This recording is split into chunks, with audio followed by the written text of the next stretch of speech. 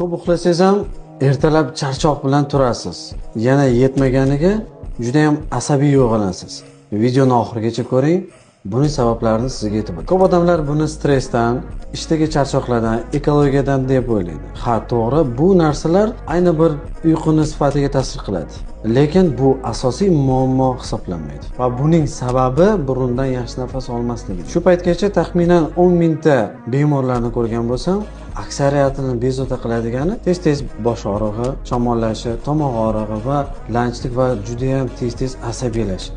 Bularning sababi esa burundan yaxshi nafas olmaslik. Siz burundan yaxshi nafas olmasligingiz, bu burundagi adenoidlar bo'ladimi, har xil o'smalar yoki burun to'sig'i qiyshiqligi bo'ladimi, siz uxlayotgandek bo'lasiz, lekin sizning miyangizga yaxshi kislorod yetib bormaydi. Natijada tanangiz dam olmaydi va kuni bilan energiyasiz yurasiz. Video sizga foydali bo'lsa, obuna bo'ling va har kuni yaxshi uxlamadim, boshim og'riyapti degan o'rtog'ingizga jo'natib qo'ying.